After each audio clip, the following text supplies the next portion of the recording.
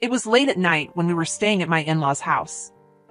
My 4-year-old daughter suddenly exclaimed, "Grandma, who passed away, is telling us to run away right now." I was puzzled and asked, "What do you mean?" My daughter took my hand, urging me to go outside. As she shared her story, I was left speechless. She has always possessed a mysterious ability, and in that moment, fear overwhelmed me. I never imagined that person would be involved in something like this. I've never been more terrified of human beings. Russell, who is 4 years younger than me, and I met when I was 34, and a year later, we got married. We built a house about a 10-minute drive from his parents' place and started our newlywed life. "Evelyn, let's be happy together from now on," he said. He was incredibly kind, and his parents, who raised him, welcomed me warmly. Russell works diligently every day to become the successor to his father's company. To support him, I quit my full-time job and started working part-time with more flexible hours. Then there's my sister-in-law, Marion, who scoffs and says, "Working part-time? Aren't you just relying on Russell to take it easy?" She has never been fond of me since our early days of marriage. Marion is around the same age as me but enjoys the single life and lives alone. She looks like a career-driven woman, if you ask me. I used to admire her lifestyle and respected her. I even thought that if I had continued working as a full-time employee, I might have ended up like her. Marion often makes Russell run errands for her. "Russell, I want some ice cream." "You can use the change however you like," she says. He complies, and it's a common conversation we hear when everyone gathers at the in-laws' house. Marion has always doted on Russell, and he rarely opposes her despite being in his mid-30s. As an only child, I sometimes envy their relationship. I wish I could get along with Marion, but contrary to my expectations, she often treats me harshly. She was somewhat overbearing and would occasionally visit our home when my husband wasn't around. "Evelyn, there's a hair on the floor," she'd say. "I've been busy with work today." "I was planning to clean later," I replied. "You're just working part-time, right? Stop making excuses and get it done." "It's a pity that Russell has to live in such a dirty place," she would say. Sighing, I complied with her demands. As I cleaned, she'd march into the kitchen and help herself to the half-prepared dishes, tasting them without permission. The flavor is so bland." "How can you make something this awful?" she'd comment. "It's not finished yet," I'd explain. "I wonder why Russell ended up marrying someone like you," she would say, never bothering to listen to my side of the story, always bringing up Russell's name. Truth be told, I wasn't particularly skilled at housework, so I felt somewhat resigned to her criticisms. However, there were some things I simply couldn't tolerate. "You only have flashy clothes, don't you? And yet your underwear is so plain," she'd say, opening my closet without permission and inspecting its contents. "Marion, please stop," I'd plead. No matter how much I pleaded, she remained nonchalant, often wearing a malicious expression that made me wonder. If she enjoyed seeing me uncomfortable, Marion even checked inside my closet. I've told her multiple times to stop, but it doesn't work. "Can't you talk to her?" I appealed to my husband when he returned home. His response was off-kilter. "Really? Maybe she's just curious about what kind of person my wife is." Yet, despite our conversation, he took no action. I felt disappointed by Russell's lack of support. Marion's unreasonable behavior continued even after that.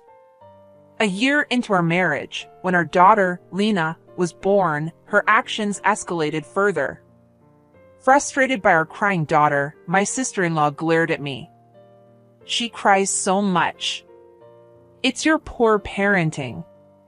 And to think you had a girl. Do you even realize you're the wife of the eldest son?" She would make snide remarks about everything, eventually throwing hurtful words, blaming everything on me. My husband should have noticed this, yet he always turned a blind eye. "Russell, lately Marion's tone has been harsh, and it's honestly tough," I told him.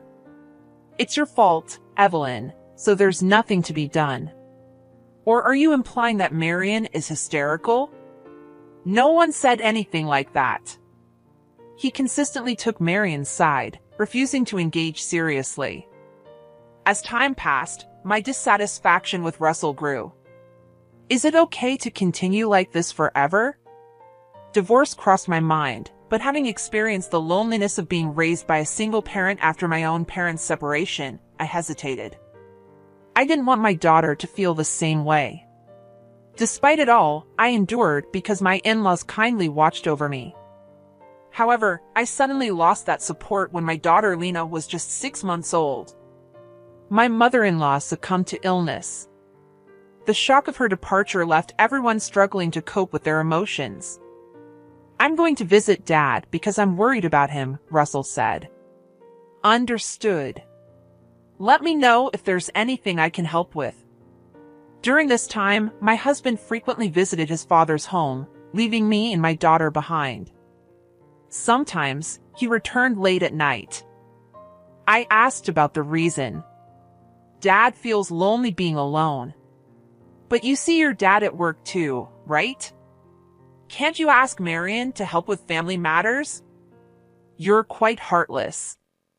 Even though Dad is feeling lonely, you're suggesting I leave him? That's not what I meant. Although I initially expressed my desire for more quality time with our adorable daughter, I realized that parents are important too. I remained silent after that. As time passed, our daughter Lena turned 4. Russell continued his daily visits to his father's house, and his return home was always late at night. I confronted him about his behavior. Russell, you've been busy lately, right? Isn't it difficult for you to keep checking on your dad's well-being? I can go in your place. However, he insisted, don't visit my dad's house. Marion wouldn't like it, and I don't want unnecessary conflicts. His determination to keep me away from the family home raised suspicions. I decided to defy his instructions and visit my father-in-law myself. To my surprise, my father-in-law welcomed me with a smile.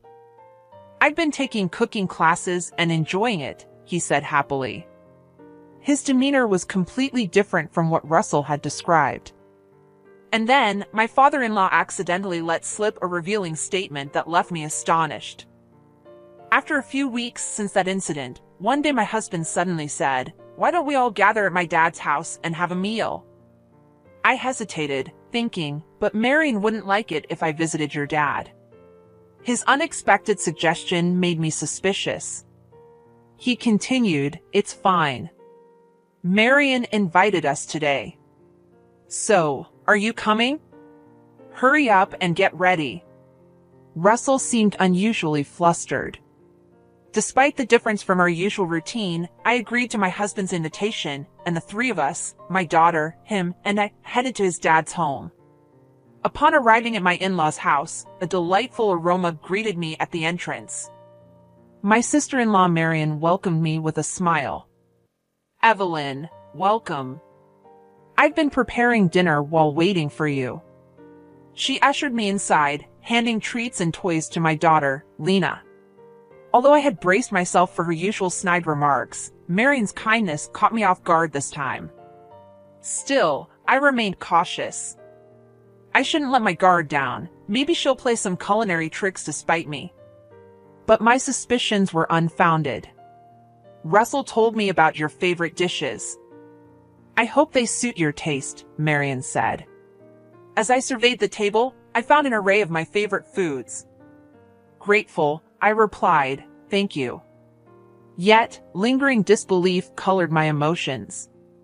Marion added playfully, "Don't worry, there's no poison or anything." "I never thought otherwise," I responded. Then, unexpectedly, Marion apologized. "Evelyn, I've been mean to you all this time. I don't expect forgiveness, but I hope we can get along from now on." Despite my reservations, I decided against further animosity. I smiled back at Marion, willing to make an effort to bridge the gap. "Great. Since we're the same age, let's chat about various things. Oh, how about staying overnight today? But I haven't prepared anything, I replied. You can use my cosmetics, right? Let's do that. Russell, it's fine, isn't it? Caught up in Marian's pace, I had no chance to refuse. I guess this is an important step toward getting along. With that thought, I decided to accept her invitation. Marian was a great conversationalist, and before I knew it, I was genuinely enjoying our time together. The hours flew by, and the three of us, our family, ended up sleeping in the room with my late mother-in-law's memorial portrait. I must have misunderstood Marian. From now on, I'll try to be more understanding. That's great. I'm happy that you two are getting along, Russell said. As our daughter slept soundly between us, I drifted off into a dream. However, it was in the middle of the night when Lena suddenly shouted loudly, "Mom, we need to escape right now. Grandma who passed away said so." Startled by her voice, I sat up. What? What's going on? Despite my grogginess, I sought confirmation from my daughter. Since my mother-in-law had passed away when Lena was around 6 months old, she shouldn't remember anything. I wondered if Lena was still half asleep, but her eyes were wide open, and she wore an anxious expression. If we stay like this, we'll be killed, Lena tugged at my hand, urging me to leave the room. As I glanced to tell my husband about the situation, I felt a growing sense of dread. He wasn't there. He should have been asleep. Where could he have gone at a time like this? But I couldn't dwell on that now. I chose to trust Lena's words and escape. Actually, my daughter possessed a mysterious power. When my friends were all pregnant, one after another, she accurately predicted the gender of each baby in their bellies. She also warned me when Russell was about to get injured.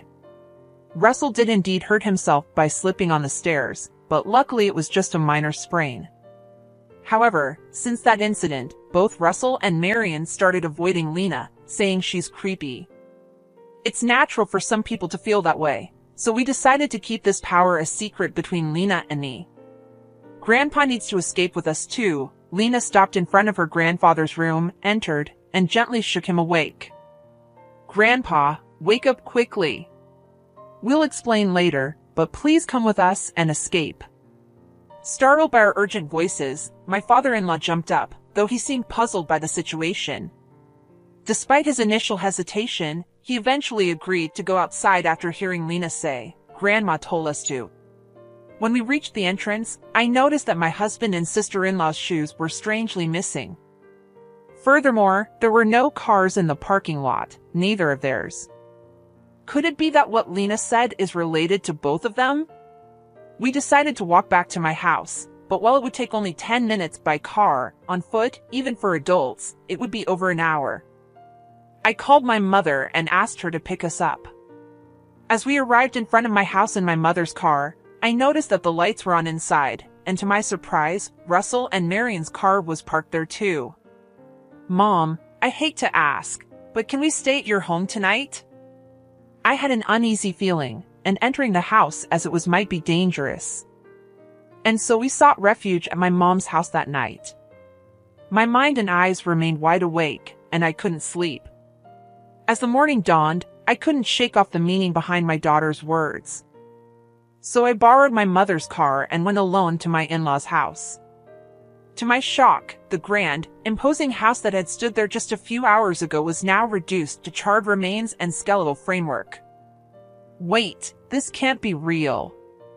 Several fire trucks, police cars, and ambulances lined up in front of the in-laws' home, surrounded by curious onlookers.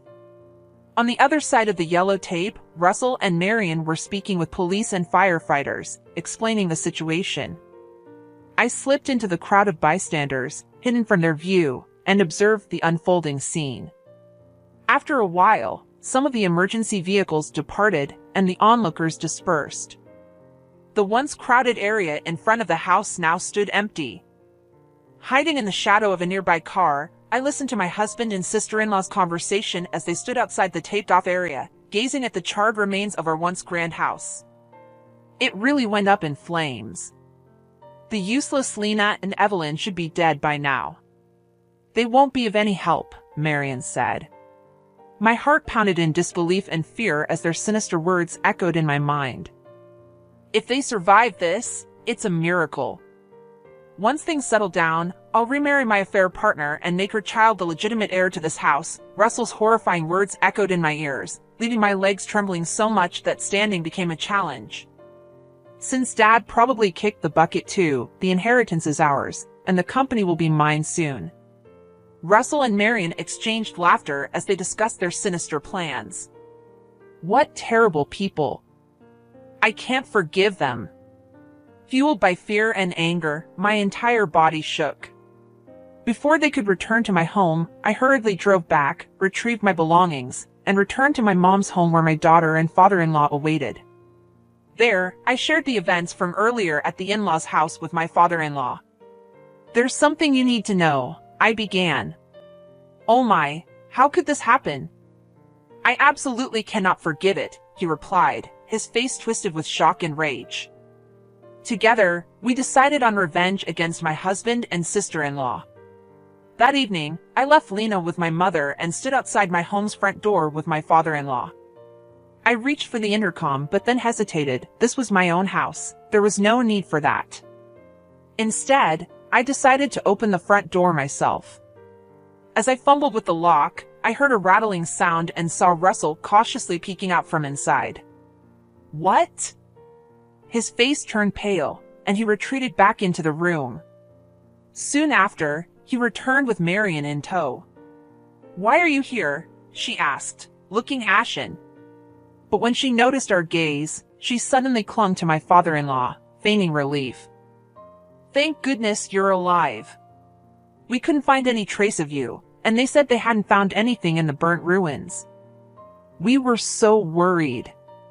Yeah, I've been praying that you all were safe, Russell added, playing along and hugging me tightly. I pushed his arms away and distanced myself from him. Hands off. Through Lena, your mom helped us. Mom? But she passed away 4 years ago. Exactly. Don't spout nonsense. Are you going to talk about Lena's mysterious abilities again? It's truly unsettling. Both of them furrowed their brows and vehemently denied Lena's words. Well, fine.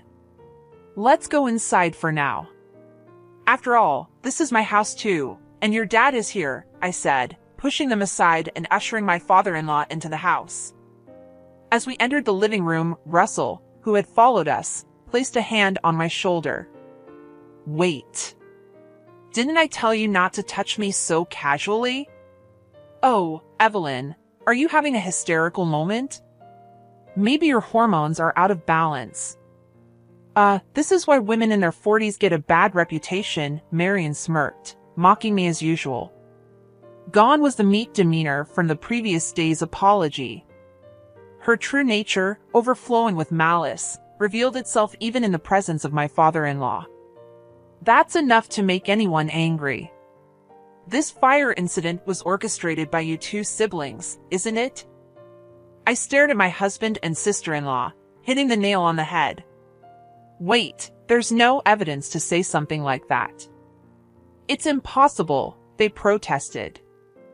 Russell's anxious denial contrasted with Marion's composed, almost nonchalant demeanor. Evelyn, really? Suspecting your own family? Something must be wrong with you. Being raised by a single parent, you lack that kind of affection, Marion said dismissively. But I'm saying this because there's evidence. I overheard you both talking about the burnt house early in the morning, I replied, glancing back and forth between the two of them. Eavesdropping much? And besides, hearing a story from such a chaotic place has no credibility, Marion retorted. Yeah, what Marion said. The police won't buy into vague stories like that, Russell added, hiding behind his sister. This dynamic must have been consistent for a long time. Is this your voice? I pulled up my smartphone from my pocket and played the recorded audio.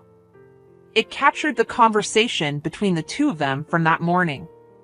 "Why are you doing this?" Russell asked, panic evident in his voice. "When Lena woke me up in the middle of the night and neither you nor Marion were there, I became suspicious. I wasn't sure if I could record it properly, but I had it running. Though there was some distance, it was clear enough that the voices belonged to you too." Confronted with the audio evidence, Russell and Marion fell silent. "I'll submit this to the police. Surely they'll believe it." "Wait a minute. You all escaped unharmed, so there's no issue," Russell stammered. "What are you saying? You put us in a life-threatening situation, and your dad's home ended up like that. This is a crime, do you understand?" Growing more agitated, I confronted my husband's absurd statements. "Marion, this applies to you too.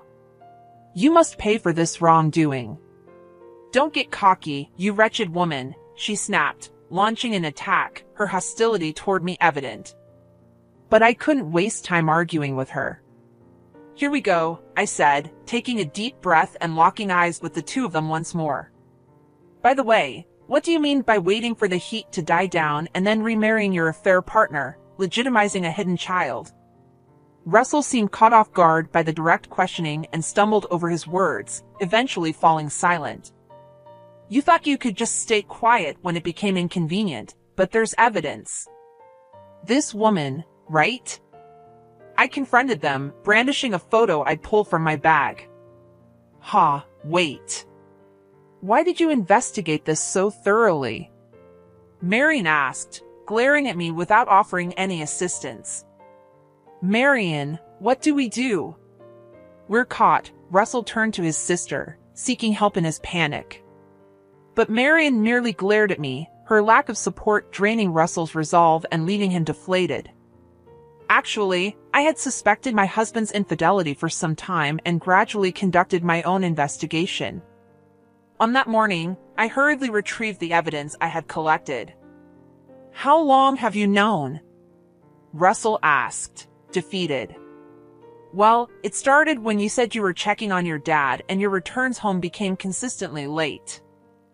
From that long ago. But I became certain when your dad told me something. Russell had warned me not to show up at his dad's house, but I defied that order. One day, my father-in-law had shared something with me, a statement that only you would visit. For me, who thought Russell was merely making frequent visits to his dad's house, this was a revelation.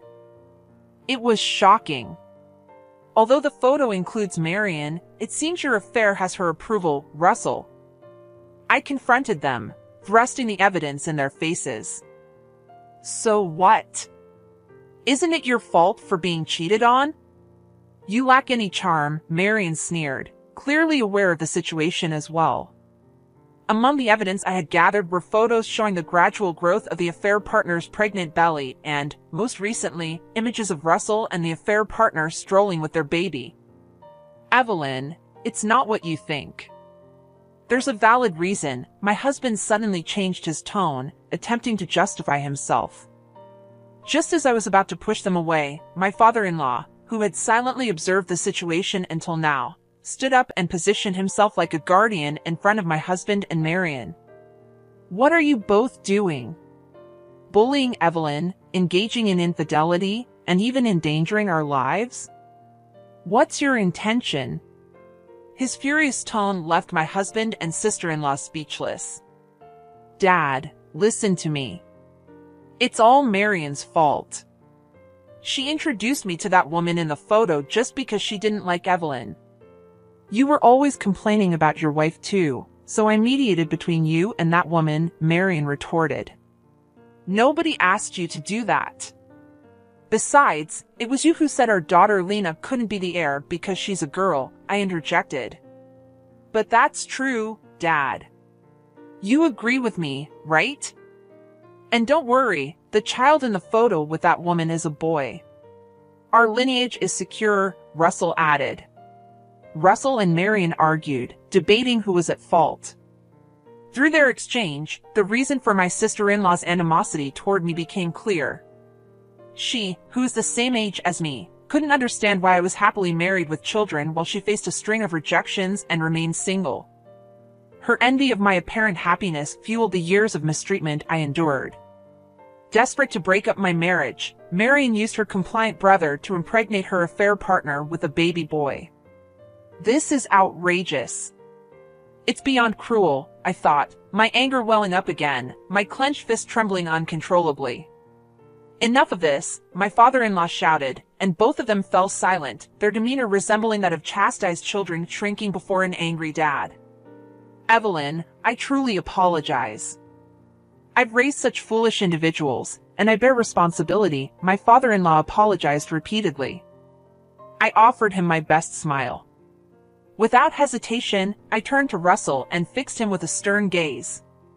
We need a divorce, I declared, handing him the divorce papers with my section already filled out.